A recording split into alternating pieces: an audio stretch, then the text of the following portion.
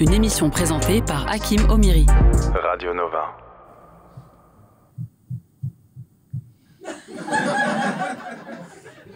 Le Cornu 2. C'est un film en fait, c'est ça le truc. C'est pas possible. Il a annoncé son gouvernement à 22h hier soir. Se fout de ma gueule en fait. Putain, mais ce mec il respecte pas mon cycle de sommeil, c'est ça le vrai problème. Je vais pas en parler tout de suite parce que j'ai pas envie d'avoir le taux de cortisol haut toute l'émission, d'accord? Je vais pas réussir à faire des blagues. Ça va partir en discours d'insurrection. Et oui, parce que moi je suis pas dans le délire I have a dream. Ouais. Non, moi I have an insomnie là, donc il y a eu 0 dream. Non, parce que écrire une émission d'1 heure sur l'actualité, tu vois, ça demande du temps. Donc quand je dois la réécrire à partir de 22h pour le lendemain, mes chakras ils sont pas ouverts en fait. Je suis pas dans la tolérance. D'ailleurs, ça m'a permis de comprendre un truc. Les Black Panthers, c'est juste des mecs qui ont pas dormi. Hein. Ça, c'est clair. J'annonce, je suis pas de gauche aujourd'hui, là. Ouais. Ah non, je suis pas de la gauche soja, Sarwell et Diabolo. Non, non, moi, je viens de la gauche qui a grandi au Havre, ok? Ma salle de boxe, à la base, ça devait être une piscine. C'est une vraie info. Elle était passée dans Combien ça coûte, ils avaient fait de la merde. Du coup, on s'entraînait dans le bassin. J'ai pas appris le dos crawlé, mais je sais mettre des gifles avec mes pieds, donc ça peut partir en couille, je vous le dis tout de suite. Bref, comme la semaine dernière, je vais pas parler de tout ça tout de suite, parce que j'ai pas envie de passer toute l'émission énervé, donc on va recommencer sur de bonnes bases. Générique. La riposte. Radio Nova. Salut les gens. C'est mieux, on commence plus calme.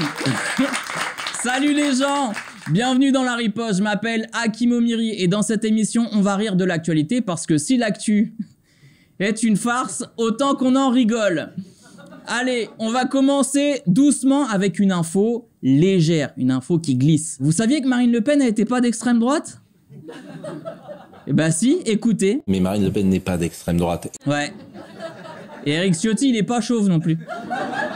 Non, il est juste coupé très court, ça a rien à voir. Hein. Après, je comprends Pascal, parce que comme toute la droite est devenue d'extrême droite, bah, s'il y a plus d'extrême droite... En fait, comme à la droite de la droite, il y a plus d'extrême vu qu'ils sont tous à l'extrême... Bref... Non mais après, je vous fais une analyse d'islamo-gauchiste, donc peut-être ça compte pas. Pascal, lui, c'est un journaliste. Il a des sources, il est renseigné. Je veux dire, moi j'ai posé cette question 50 fois à des gens sérieux, des politologues sérieux. Ouais, il a posé 50 fois la question.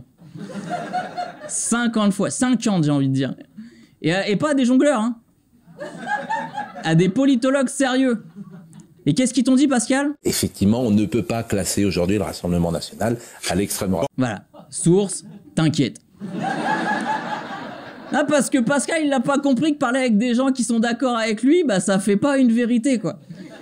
De toute façon, vous connaissez l'adage. Faire un débat avec Pascal Pro, c'est comme jouer aux échecs avec un pigeon. Il va juste renverser toutes les pièces, chier sur l'échiquier et partir en se pavanant comme s'il avait gagné. Bon, le problème sur le plateau, c'est que Valigny, le mec qui est en face de lui, il est têtu. Il continue de dire que le RN est d'extrême droite. Du coup, Pascal, il s'énerve. Ou alors les gens sont des imbéciles, hein. Faut dire aux gens, vous êtes des imbéciles. Non. Si, c'est ça. Faut le dire aux gens, c'est ça, hein. Non, parce que en regardant ces news avec des analyses comme ça, c'est obligé qu'on le devient, quoi. Moi, je trouve ça totalement logique. Allez, on change de chaîne, mais on reste dans le thème. Est-ce que vous connaissez le racisme vestimentaire ? Vous pouvez me répondre, parce que je suis vraiment là, en fait. Très bizarre ce qui se passe. Les gens, on dirait qu'ils nous parlent, mais... C'est le spectacle vivant, voilà. Je sens qu'il y en a qui ont envie de swiper. Je suis là, d'accord ? Bon, j'explique. C'est quand t'as un pull vert et une barbe et que le 7 octobre, on te dit ça. Je sais que vous avez une tenue militaire là aujourd'hui. Je sais que c'est peut-être pour célébrer quelque chose. Voilà. Ça, c'est Julien Audoul qui sous-entend que le monsieur en face de lui fêterait les attentats du 7 octobre. Ah, et pensez qu'un mec typé qui porte une barbe est un djihadiste, dans le milieu on appelle ça une Merwan Ben Lazar. D'ailleurs, il est en rodage de son spectacle, n'hésitez pas à aller le voir, on fait des petites passes comme ça, à moins que vous ayez pas encore vu le mien, dans ces cas-là, il est djihadiste, donc faites pas n'importe quoi. D'abord, Venez voir mon spectacle. Non mais faut avoir le sens des priorités dans la vie. Bref, le monsieur barbu s'appelle Kevin. Mais, pour la défense de Odoul, Kevin, il pourrait jouer un mec qui s'appelle Malik. Donc, pour Odoul, la définition de arabe, c'est toute personne dont le taux de mélanine est supérieur à celui du plâtre. Ah, mesquine Kevin, il avait un béret de titi parisien, un petit col roulé vert et on le prend pour un militaire. Après, notre armée, elle a tellement pas de moyens que Odoul, il voit un col roulé en kaki et une ceinture en cuir et il se dit bah ça c'est un militaire, c'est sûr, tu vois. Il serait venu avec un frisbee, Odoul lui aurait dit ah ouais, donc monsieur vient avec un drone. Je vois le genre.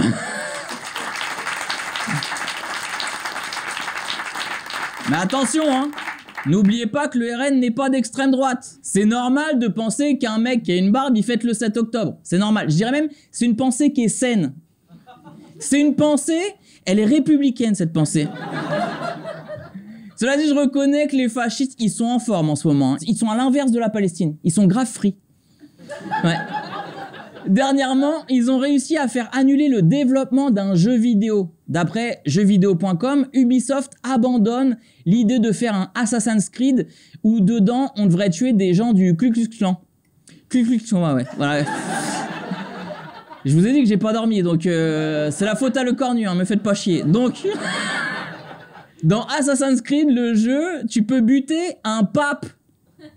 Un pape, voilà.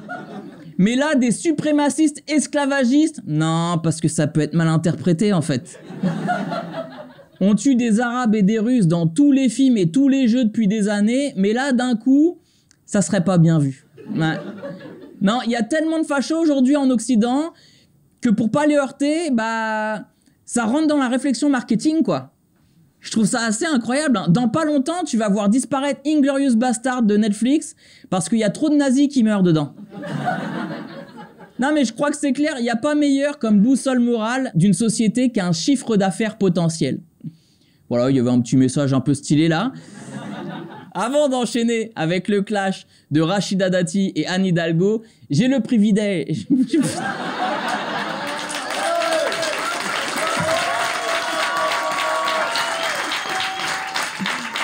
Ah putain. Non mais venez, je vous envoie mon texte et vous vous démerdez avec ça. Moi je vais aller faire une sieste. Putain. J'ai le privilège, que dis-je, l'honneur de retrouver un vieux camarade. Il paraît qu'il vous a manqué. Faites-moi un maximum de bruit pour le porte-parole des dépenses aux frais du contribuable, mesdames et messieurs, Yann Guillaume s'il vous plaît. La riposte. Radio Nova.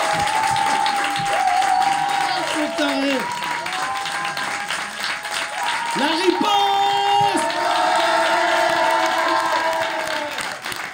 Allez, Salma Hayek à tous. Harira et Chorba. C'est ça la nouvelle riposte, un peu de papier peint.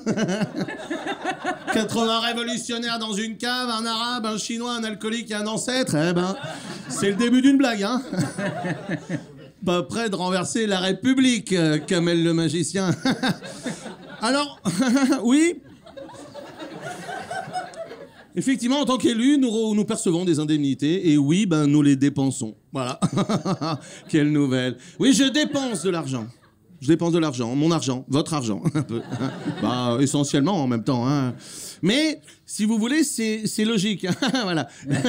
Non, mais j'achète des habits, j'achète du champagne, voilà, du vin, de la queta, de la feta aussi. Bien sûr, je consomme en fait, c'est-à-dire que je fais vivre mon pays, d'accord ? Pendant que le français économise. Le français est le plus grand épargnant d'Europe. Oui, gna gna gna, c'est trop dur, c'est pour ça que je me coupe les cheveux moi-même. En vacances, on part à la grande mode dans un studio qui a vue sur un studio qui a vue sur la mer, donc vraiment... Et puis même quand il dépense de l'argent, il le dépense mal. Hein, Hachiche, Lacoste, TN, Nadia, Dacia Sandero, parce que Nadia, je sais pas qui c'est. Laissez-nous bosser, je veux dire. C'est nous qui avons été élus. Alors, Donc, bah c'est nous qu'on sait. Voilà. C'est vous qui sait? Bah non. Mais non, moi je vis France, je pense France, je dépense France, je me bats tous les jours pour la France. Vous savez combien je dépense de calories pour la France, moi, par jour, monsieur Kadhafi? Vous savez? Peut-être un peu loin après. Ça c'est peut-être trop, vous me direz. Bon bref. Donc combien je dépense de calories par jour? 1 milliard. Waouh. 1 milliard, je suis fatigué, nique mouque, oh là là. Je vais vous expliquer, moi, bon, je vais vous expliquer. C'est-à-dire que pour avoir plus, il faut dépenser plus. C'est tout, c'est QFD au QTF. Vous comprenez ça?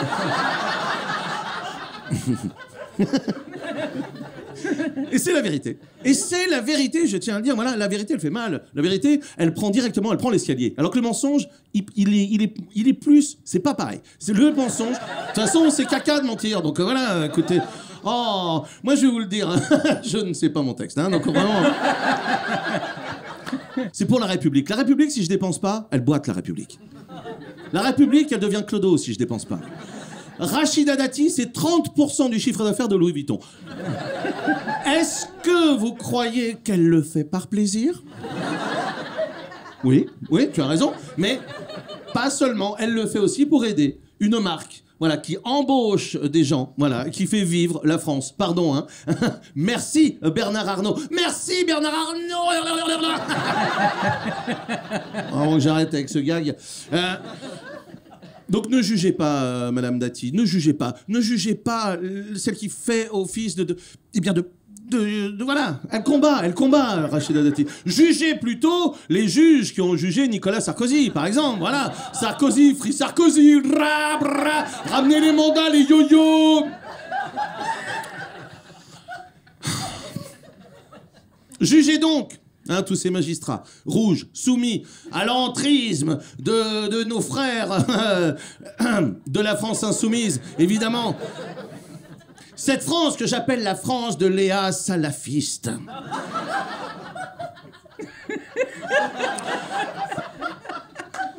Et laissez-nous faire. Non, mais... Lâchez-nous un peu les loups-boutins, les grouillots, voilà, c'est tout ce que je veux dire. Et je vais la faire, moi. Ma révolution porte mon nom. Allez, merci, ciao.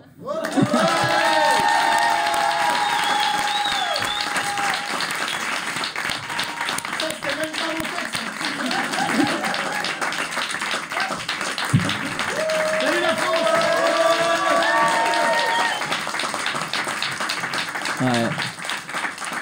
Ah, il était à ça de jouer ça chez Quotidien. Et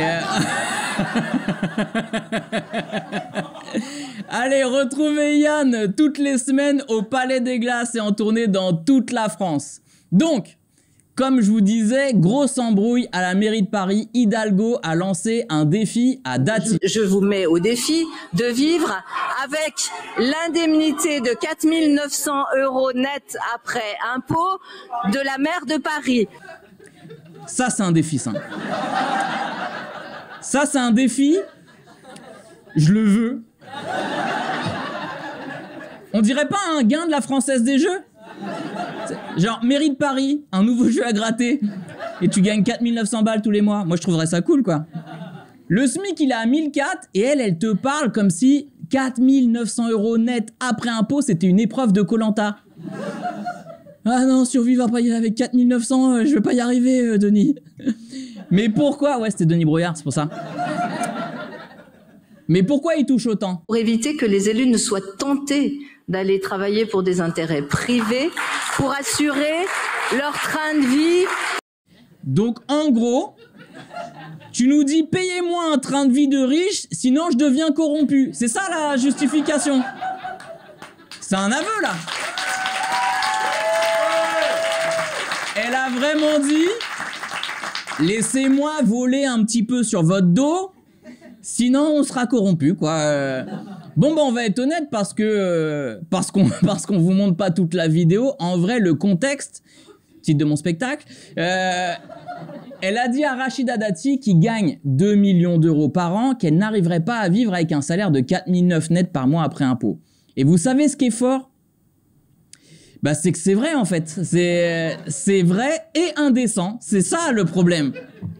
Allez, on enchaîne. Vous prenez quoi, vous, au petit-déj? Des céréales? Du café? Du racisme? Vous prenez... Hein? Non, parce que dans la matinale de Frontières, ils ont choisi. Écoutez. Un jour ou l'autre, le nombre de musulmans sera supérieur aux autochtones.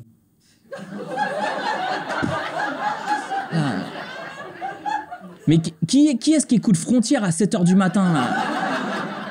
Non, tu commences à être raciste à partir de 11h. Un truc... Non, il y a des gens, ils tartinent du racisme sur leur biscotte. C'est fou, quoi. Gars, ta mutuelle, elle te rembourse pas tes lunettes. Les hôpitaux publics deviennent des toilettes publiques. T'as le pouvoir d'achat d'un Bulgare. Et là, dès le réveil, t'écoutes un mec qui dit des mots comme autochtone au lieu de dire blanc, quoi. Tu t'es même pas lavé. C'est quoi le problème? C'est quoi ton projet? Et le but, c'est ça, en fait, le but dans le projet. C'est l'implantation. Une fois que l'implantation est faite, il y a de la revendication. Tu fais une alopécie à cause de tes problèmes financiers. La seule implantation dont tu as besoin, c'est qu'on te parle d'implantation de cheveux, en fait. Pas d'implantation de musulmans. Et puis, c'est une revendication de quoi? Pourquoi? L'implantation est faite, il y a de la revendication. Et cette revendication, ça permet... C'est que tu as... Il y en a encore un qui sait pas parler, là. On va se le faire. Non, mais je l'ai dit que c'était trop tôt pour parler de racisme, le mec il force. Le gars il est en roue libre, rien qu'il bégaye parce qu'il dit tellement de la merde que sa bouche elle veut pas le sortir. Sa bouche elle se désolidarise. On écoute, qu'est-ce qu'il voulait dire? Les autochtones seront obligés de s'adapter à la... À la Wagbar? À la Madrid? Mais finis ta phrase, putain! À la religion islamique. Alice Belaïdi? Alice au pays des merveilles? Alice ça glisse? Francky Vincent? C'est quoi ce jeu là? Non mais les gens, sincèrement, mon conseil, vous pouvez pas commencer votre journée avec un bol de haine. Il faut commencer avec un bol de rire. Donc, comme podcast au hasard, moi je vous conseille la riposte. Mais... ouais, c'est une idée. Après, il y a aussi les grands remplaçants, la dernière. Gulli c'est bien aussi. Gulli. Non, mais ce sera mieux que ça, hein. Allez, il est temps de faire venir le deuxième chroniqueur. C'est le plus jeune des anciens, le plus ancien des rookies, mesdames et messieurs. Papy Nova. Faites du bruit pour Pierre Metzger, s'il vous plaît. La riposte. Radio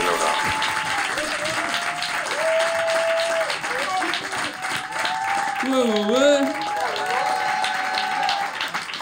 Ça va? Ça va, Pierre? Moi, je suis un peu triste aujourd'hui. Ah ouais? Ouais, je suis triste, frère. Et selon une enquête de l'OCDE, le moral des profs est au plus bas. Ah merde. Ouais, tu sais ce que ça veut dire? Ça veut dire que la daronne d'Hugo Levent, qui est prof, est très triste. Bon, en même temps, son fils, c'est Hugo Levent. je suis pas sûr que ça compte, du coup. Non, 96% des profs estiment à juste titre qu'ils sont dévalorisés dans notre société. Après, c'est peut-être pour ça qu'on a une pénurie de profs dans le pays. Ça ou ils poussent en Ukraine, je sais pas, vraiment. Une pénurie de profs, hein. Pénurie chère. On parle un peu d'eux comme si c'était des ressources. J'ai l'impression qu'on joue au Catan.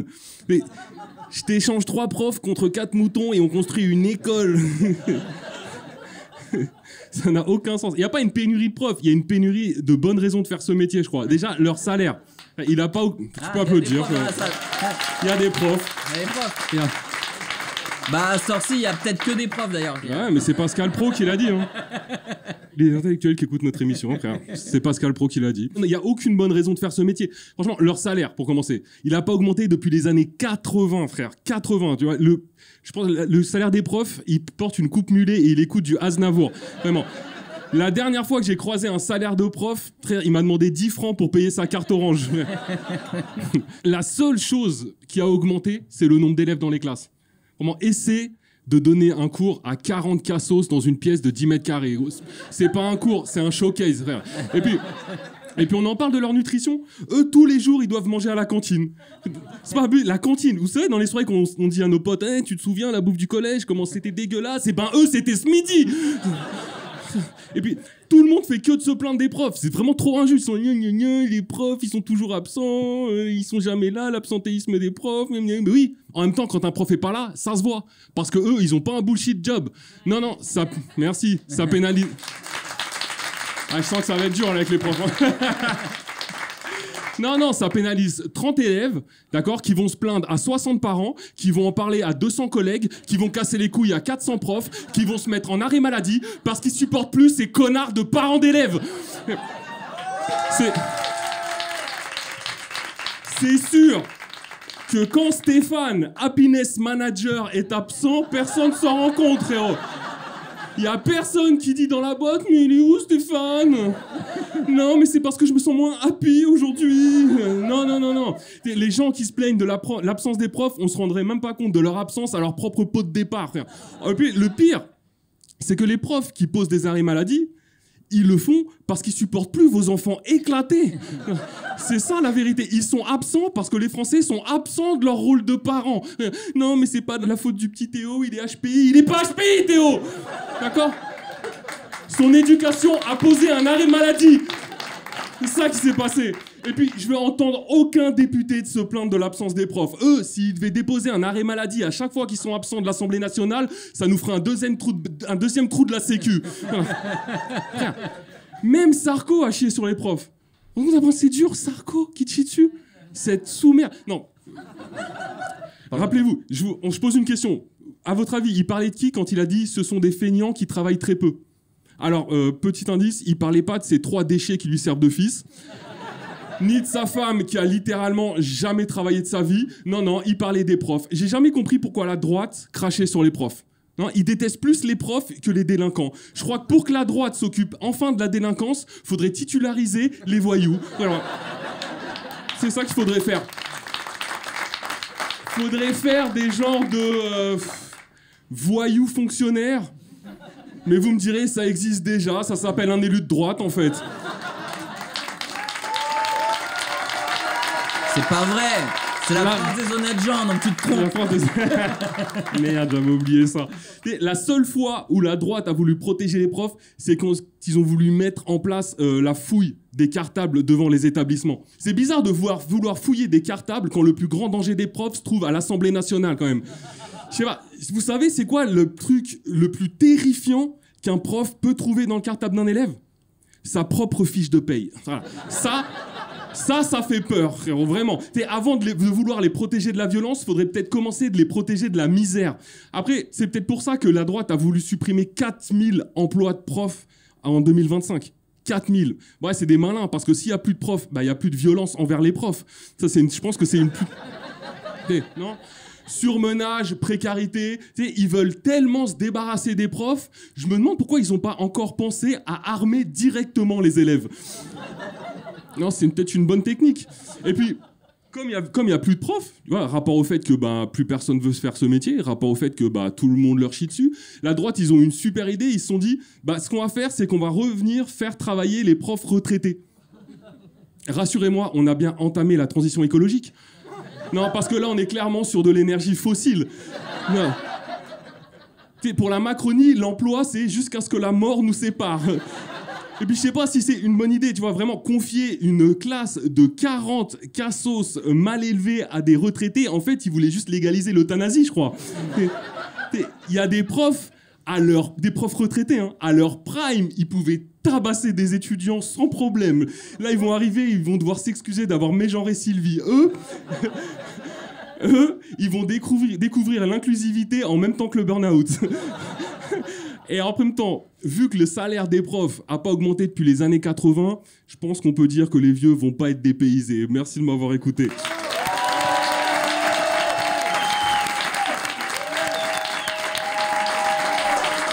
Bravo Pierre. Bravo Pierre. Pierre qu'on peut retrouver le 25 octobre au Beau-Saint-Martin à 20h15 et écouter son podcast. Je me souviens plus, mais c'était cool. C'est le nom de son podcast. Il est tellement de gauche qu'il veut pas que ça buzz, j'ai l'impression. Bref, gros buzz cette semaine après l'entretien sur Thinkerview de la référence ultime en France sur l'islam et l'islamisme et les merguez. Elle s'appelle Florence Bergeau-Blaquet. Elle est chercheuse au CNRS, mais elle trouve surtout des financements chez Édouard Sterrin. Pierre-Édouard Sterrin, toujours dans les bons coups. C'est une pointure, cette meuf. C'est tellement une pointure, c'est simple. Je connais un mec qui fait du 47, c'est moins une pointure qu'elle. Et elle le prouve, écoutez. Vous avez appris quel arabe?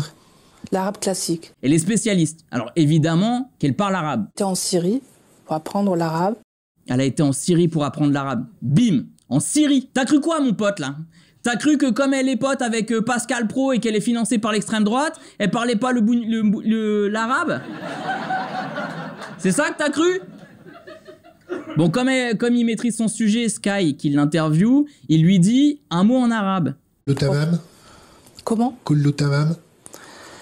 Là, ça sent l'entretien RH qui te dit, à partir de maintenant, on va passer en anglais.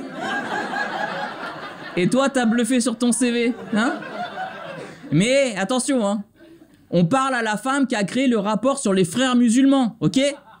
C'est pas Martine à la plage. Il lui demande comment ça va et elle va répondre.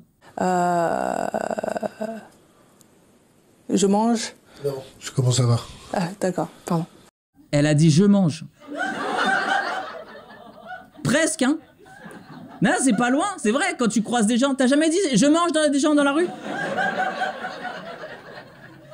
Attention, pirouette. Vous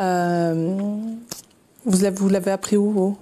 Ouais, vous l'avez appris où, vous Vous avez appris où votre arabe à vous? Parce que moi, le mien, j'ai pas appris au même endroit, apparemment. Vous sentez le petit moment sucré qui arrive là? Donc je l'ai appris, et ça fait bien longtemps. Comment on dit comment ça va? Comment on dit comment ça va? Là, il y a un vrai silence, hein.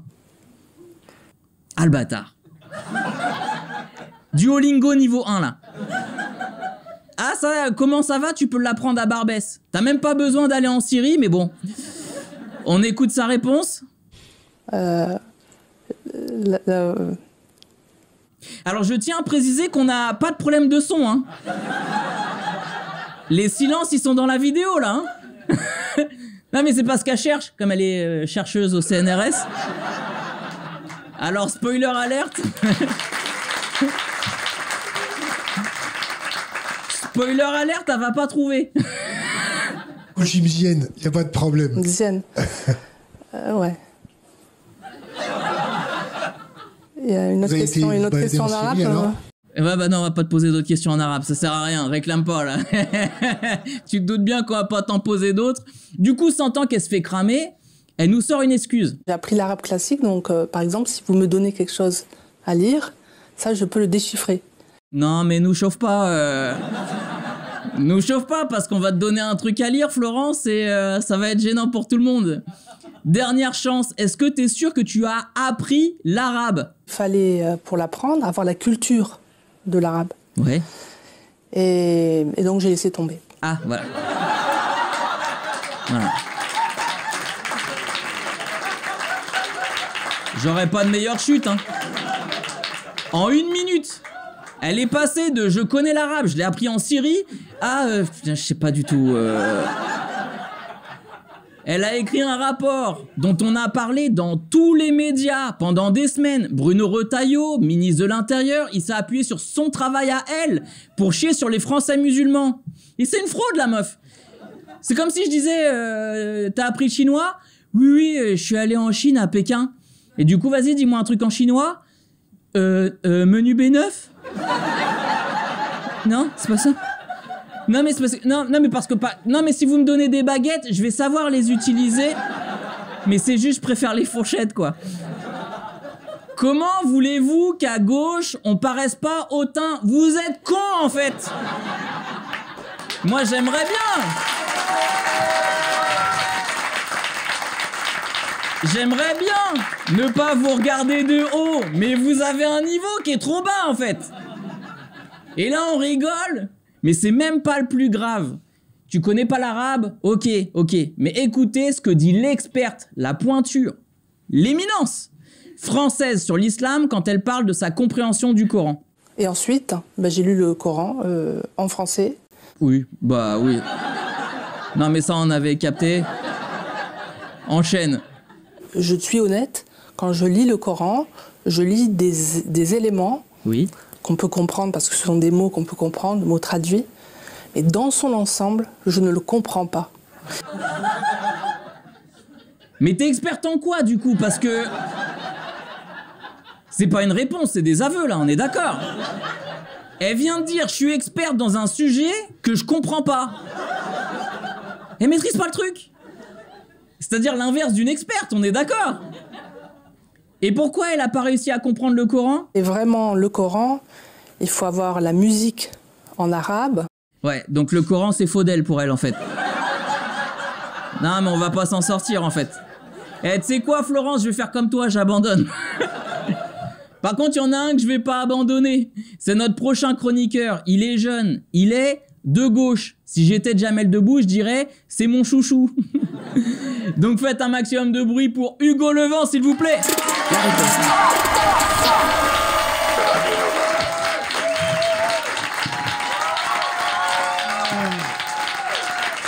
Salut. Bon, aujourd'hui, là, je suis venu vous parler de problèmes d'alcool. Et moi, comme je suis un bosseur et qui s'investit, toute la semaine, je me suis mis dans le personnage. Je me suis enculé la gueule toute la semaine. Le problème, c'est que du coup, j'ai pas eu le temps d'écrire une chronique. Donc, est-ce qu'il y a des couples ce soir dans la salle? Par applaudissement.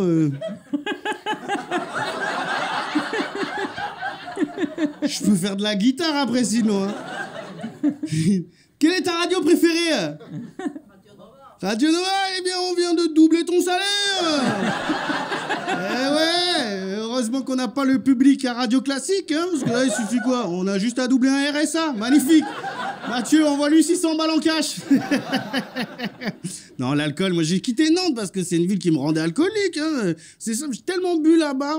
Moi, le jour de l'anniversaire de mes 18 ans, j'ai vomi, j'avais encore 17 ans. C'est grave quand même. Quelle ville d'alcoolique. Rien que tu regardes. Le monument le plus connu de Nantes, c'est un mouf d'alcoolique. On a un éléphant géant à Nantes. C'est un éléphant télécommande. Vous vous rendez compte de la dinguerie ou pas? Alors, je risque de vous surprendre, hein, mais à Nantes, il n'y a jamais eu d'éléphant, hein. C'est quoi, après, on va donner une statue de la liberté à Israël? Qu'est-ce qu'on est fou, frère! Tu te rends compte, ça veut dire que là, il y a la mairie de Nantes qui paye un gars pour conduire un éléphant. Dans une métropole, il n'y a même pas de métro. Ça veut dire qu'il y a eu un conseil municipal, ils se sont dit, bon les gars, pour les transports en commun, on fait quoi? Moi, je propose en éléphant. Ça met 2 jours pour traverser Nantes. Quelqu'un a une autre idée? Eh ben, ça part sur l'éléphant, alors.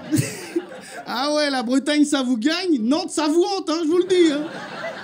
Pour ça, je suis content d'être arrivé à Paris, là, dans cette ville où, voilà, vous avez des bars à concept un peu à chier, mais au moins, non, c'est vrai, au début, ça casse un peu les couilles quand le barman, il arrive, il dit, alors nous, notre concept, c'est que c'est un bar sans alcool. Eh ben, ouvre une bibliothèque, ta race. Mais au moins... Au moins, on évite des dingueries, quoi. Parce que moi, là, je me suis fait peur. Hein. J'ai eu un accident, j'ai dû faire un constat, alors que j'étais piéton. Tu te rends compte de la dinguerie? Avec mon gros cul, j'ai pété un pare-brise, frère. J'étais à 2 doigts de me retrouver sur le siège passager avec le mec. Bon, bah, attrape le constat maintenant que t'es là, hein. C'est une dinguerie, quoi. Après, j'ai aussi eu des accidents alors que j'avais pas bu d'alcool. Donc, qu'est-ce qui est dangereux? L'alcool ou la voiture? Le shit, les amis. Ouais, parce qu'on dit pas assez rouler ou rouler, il faut choisir.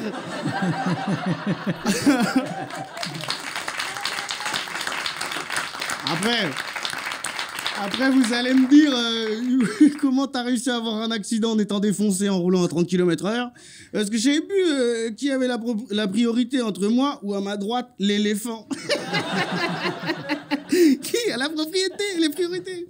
En vrai, je me suis dit, genre, je pensais pas que j'avais un problème d'alcool, parce que, tu sais, on m'a toujours dit, faut pas boire tout seul, et je buvais jamais tout seul. Sauf que je commençais à boire avec des gens que j'aimais pas.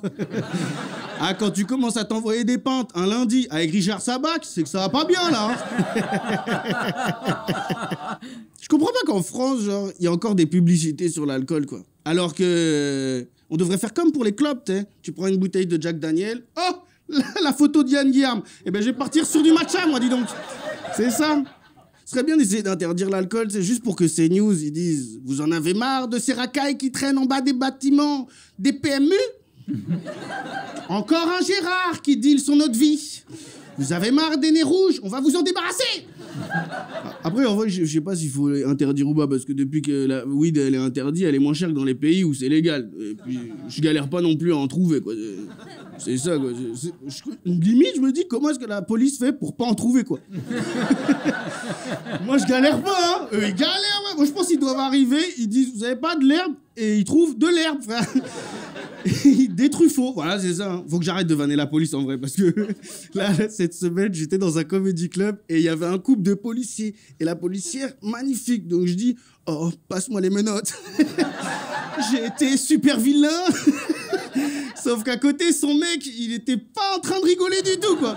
Et j'ai dit, mais tu vas faire quoi? Tu me connais pas? Tu vas jamais me retrouver. Tu sais pas comment je m'appelle? Comment je m'appelle? Hakim Omiri. Et sauf que, à la sortie, il allait voir le gérant du club, il a dit, il s'appelle comment Laura Felpin avec une moustache? Et il lui a dit, bah, tu peux le retrouver tous les mercredis au Red Comedy Club. Venez voir mon spectacle, par pitié! Merci, passez une très bonne soirée!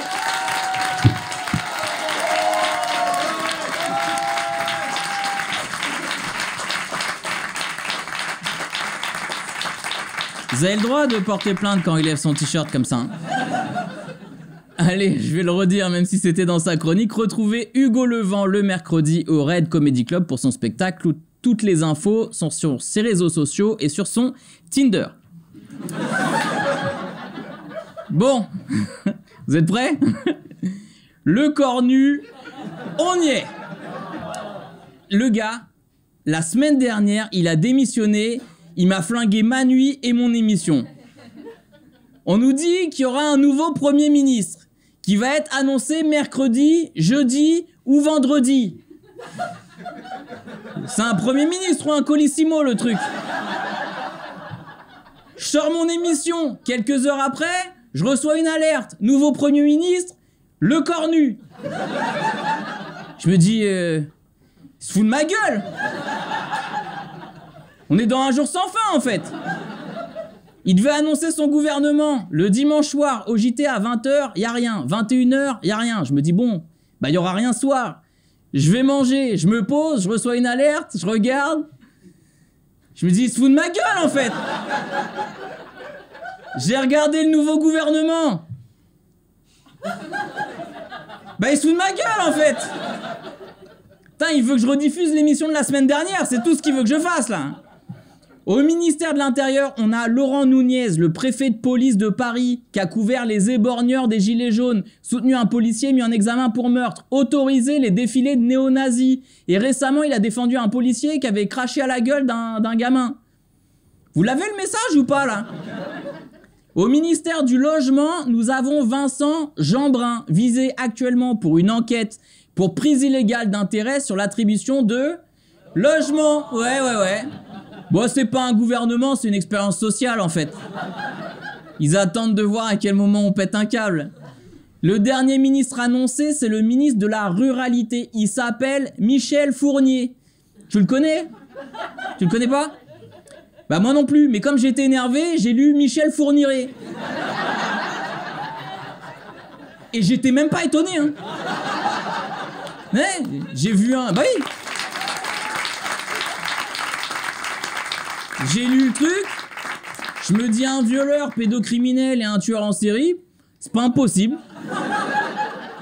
Après, je me suis rappelé que Michel Fourniret, bah, il était surtout très mort, donc...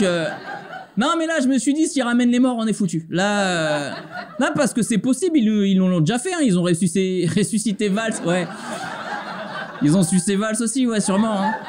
Bah, on n'est pas là dans leur soirée, mais... Ils ont ressuscité Valls et Bruno Le Maire. Ouais, c'était mieux sucer. Donc bon. Bon, après, même le cornu, il est pas très clair. Moi, j'ai été clair en début de semaine, ma mission était terminée. Bon. Bah pourquoi t'es là, du coup, si ta mission, elle est terminée? On dirait un livreur qui te dépose un colis chez toi, puis après, il dit, je peux aussi déposer un autre colis dans vos chiottes Et puis une heure après, il est encore dedans, quoi. Tu sais, il est en train de scroller sur TikTok et toi, tu dis, bah ouais, mais faut y aller, là, monsieur, quand même. Vous savez, quand j'ai démissionné lundi, j'ai dit que les conditions étaient plus remplies. On peut pas être Premier ministre quand les conditions ne sont pas remplies. Ça n'a pas changé. Hein. Mais alors, qu'est-ce que tu fous là, en fait Si c'est les mêmes conditions, je comprends pas. J'ai été renommé Premier ministre. Oui. Mais il faut que les conditions continuent à être remplies. Oui. Je le dis très directement, j'ai pas de double discours. Il faut être droit. On est d'accord qu'il vient de dire exactement l'inverse. Là, attendez. Il est parti parce que les conditions, elles étaient pas remplies. Il est revenu, les conditions, c'est les mêmes. Et il a dit qu'il continuerait si les conditions... Le gars, c'est Otis, en fait, dans Astérix. Vous savez, moi, je crois pas qu'il y ait de bonnes ou de mauvaises façons d'être Premier ministre. Moi, si je devais résumer ma vie, aujourd'hui, ce que je vous dirais, c'est que d'abord, il y a des rencontres. Des gens qui m'ont tendu la main, peut-être à un moment où je pouvais pas, où je n'étais pas seul, peut-être, chez moi, et j'étais assez curieux de se dire que, au hasard d'une rencontre, forgeant une destinée, parce que quand on a le goût de la chose, quand on a le goût de la chose bien faite, le beau geste, parfois, on ne trouve pas l'interlocuteur en face. Et je dirais le miroir qui vous aide à avancer. Alors, ce n'est pas mon cas. Comme je vous le disais, puisque moi, au contraire, j'ai pu, et je dis merci Macron. Je lui dis merci, je chante Macron, je danse Macron. Je suis que macroniste.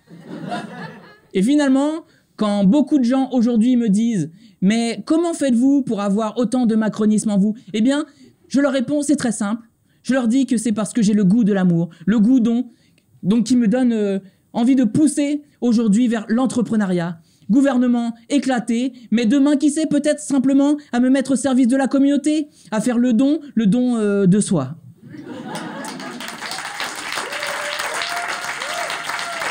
J'ai essayé. Je me suis dit que c'était pas pire que ces raisons, quoi. Mais après, attention, hein, on est en démocratie. C'est une démocratie. Et c'est le moment le plus parlementaire de la Ve République. Quand le Premier ministre de ton pays commence à te dire qu'il est dans une démocratie, c'est que c'est peut-être pas une démocratie. Non, parce que moi, je me rappelle Madame Bouver au collège. Quand elle disait « je vous rappelle qu'on est en cours de français !» Bah, c'est que nous, on était en mode Sarbacane. Donc ça... Oui. Il a dit « c'est le moment le plus parlementaire de la Ve République ». Il sait même pas que parlementaire, c'est pas un adjectif. Oui, bah, ça veut rien dire, ce qu'il raconte. Il était comment ton date hier? Bah, c'était hyper parlementaire. En plus, j'étais trop bien habillé, j'avais mis ma petite veste alimentaire, un jean complémentaire.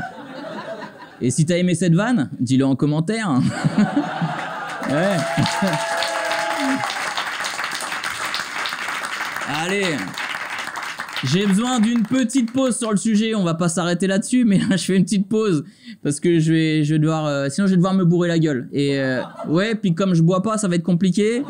Contrairement à notre prochain chroniqueur, qui lui a un sacré level, lui il boit mais jamais de l'eau quoi. Et son corps il est composé à 90% d'huile 6, mesdames et messieurs, faites du bruit pour Urbain s'il vous plaît. La riposte.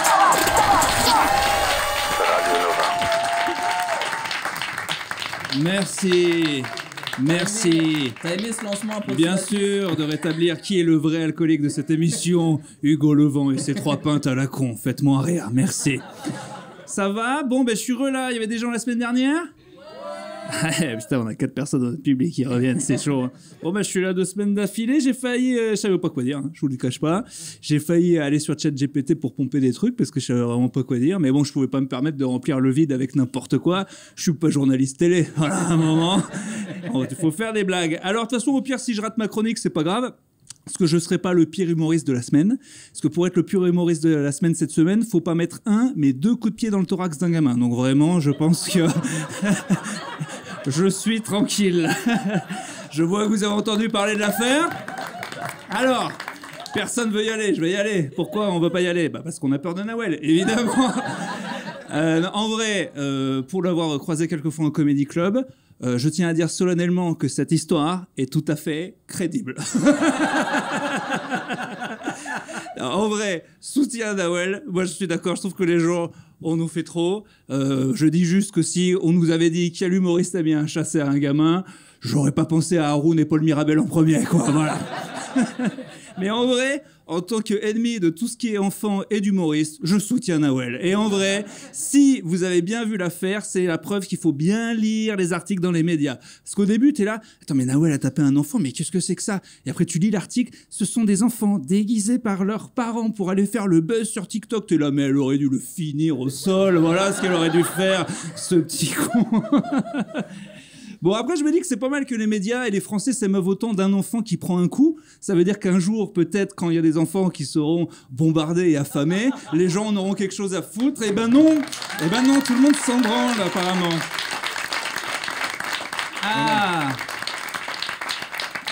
Alors tu vois, Hakim, c'est ça le problème de parler d'actu, c'est que vu qu'on s'informe sur les plateformes, et ben c'est toujours tout mélangé, les infos. Le Yémen, un cul. La Palestine, un cul. Le Premier ministre, c'est le cornu. Ah bon, un cul. Le Premier ministre est viré. Ah bon, des boobs. Le Premier ministre revient. Oh putain, un cul. Mais très poilu ce cul. Ah non, c'est les sourcils de le cornu, d'accord, je comprends rien. Et en fait, tout est mélangé en même temps. Et moi, j'avoue que lire l'actu pour les chroniques, ça commence à me déprimer sévère. J'ai l'impression que regarder les infos, c'est un peu comme aller voir ses grands-parents. Il faut le faire, mais tu reviens déprimé, hein, vraiment, à chaque fois. Ça ne change pas. Ma mère, elle me dit, mais non, il faut pas lyncher. Il faut continuer à regarder les infos comme ça. Quand tu feras des débats avec des gens, tu auras des arguments pour les convaincre. C'est mignon, venant de la personne à qui, en 2007, j'ai dit pendant 6 mois de ne pas voter pour ce compte Bayrou, et elle l'a comment me fait. Et il a fallu 18 ans pour qu'elle m'appelle en disant, c'est vrai qu'il est con. Pardon. Donc ma capacité de convaincre les gens, c'est 18. C'est le problème de la France, en fait. C'est on est vraiment, avec la politique, c'est Saint Thomas d'Aquin. On croit que ce qu'on voit. C'est vraiment, bah, ils font pareil, les gars du RN. On sait pas, on n'a pas vu, on sait que c'est de la merde, gros, il n'y a pas besoin, mais nous, on a besoin de voir avant de savoir que c'est de la merde. Je sais qu'on riposte et tout, mais plus je vieillis, plus j'arrive plus à avoir la foi de débattre avec les gens. Au niveau des rêves de que le monde change, j'ai baissé mes... Je suis plus Martin Luther King, vraiment. Ouais, il se l'a raconté quand même. Hein. Lui était là, j'ai fait un rêve, que les enfants se tiennent la main et tout ça, à la rigueur, hein, c'était le rêve, même Morandini était d'accord. Mais après... la justice et la paix entre les peuples, mais quel prétentieux celui-là. Tu sais où j'en suis de mes rêves de changer le monde? Je veux voir de ma vie, une fois, un gars changer d'avis sur un truc. Voilà, si ça arrive une fois dans ma vie, je pourrais me dire que... Et je sais pas, j'arrive pas. Il y a des gens qui nous écrivent pour dire « Vous faites de la propagande, à cause de vous, les gens vont voter à gauche. » Mais gros, la propagande, c'est quand ça marche. Nous, quand on parle, et je n'ai jamais réussi... Comment tu veux que je convainque quelqu'un de voter pour quelqu'un? Je n'arrive même pas à convaincre un pote de regarder une série. Il y a un pote, ça fait 5 ans que je lui dis de regarder Les Sopranos, et il n'y arrivera pas. Alors pour faire voter Mélenchon, je vais jamais y arriver, à mon avis. Hein. Putain, ça sert à rien, je ne débat plus. En soirée, ça ne sert à rien. Maintenant, je comprends les gens dans les bars qui parlent tout seuls à leur verre. Tu te dis, bah, il est déprimé ce gars. Non, il a compris que ça servait à rien. Et que le verre, au moins, elle est d'accord avec lui. Hein. J'ai un nouveau truc maintenant pour plus faire de débat politique. Je dis aux gens, on n'est pas dans l'émotion et tout. Si tu veux parler politique avec moi, tu ne peux me parler que d'un projet de loi concret. Et au lieu de te dire que c'est de la merde, je ne peux que te répondre d'un autre projet de loi. Eh bien, ça marche bien. Personne ne débat avec moi, voilà. Donc c'est très efficace. Bon, écoutez, j'ai essayé de vous convaincre que tout est foutu, mais vu que j'arrive à convaincre personne, ça se trouve, vous allez vous dire, finalement, tout n'est pas foutu. Donc essayez. Allez, à plus. Merci beaucoup. Bravo Urbain.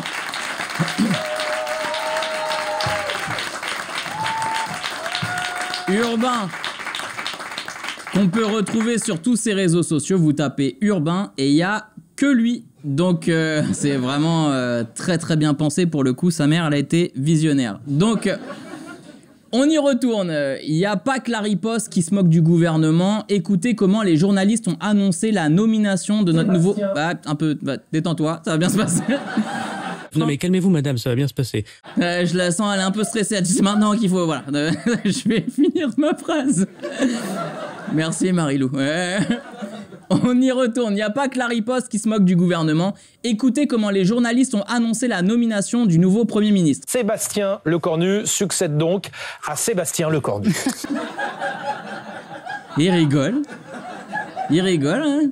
Mais c'est pas marrant en fait, c'est... Normalement, si je vous rappelle que là, on est un Premier ministre qui est démissionnaire, qui vient d'accepter un poste dont il a démissionné juste avant, vous devez voir le problème là.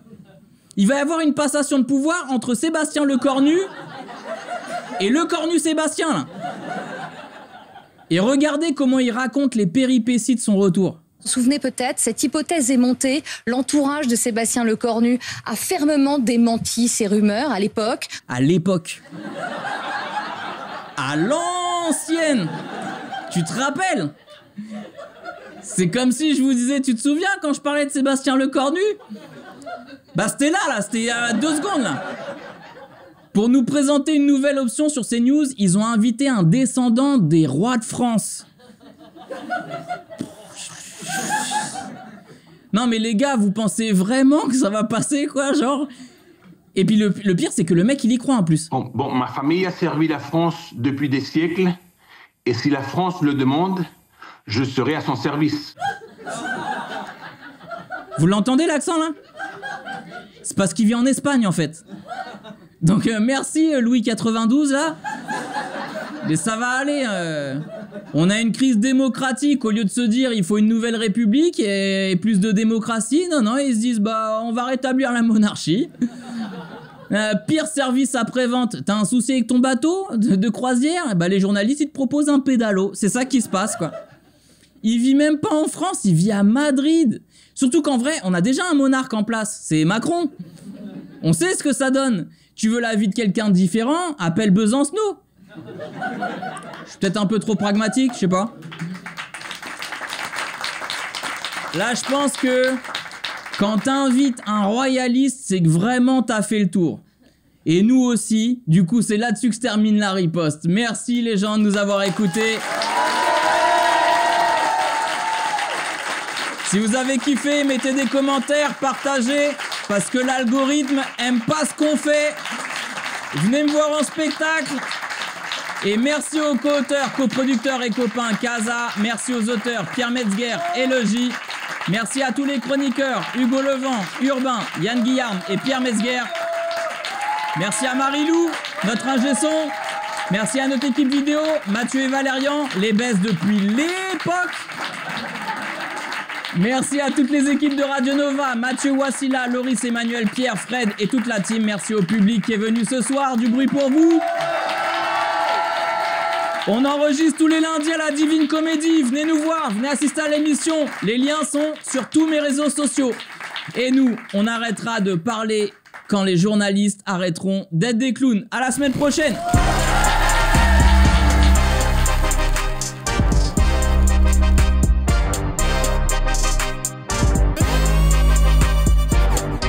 C'était La Riposte avec Hakim Omiri, à retrouver en podcast sur nova.fr et en vidéo sur YouTube. Radio Nova.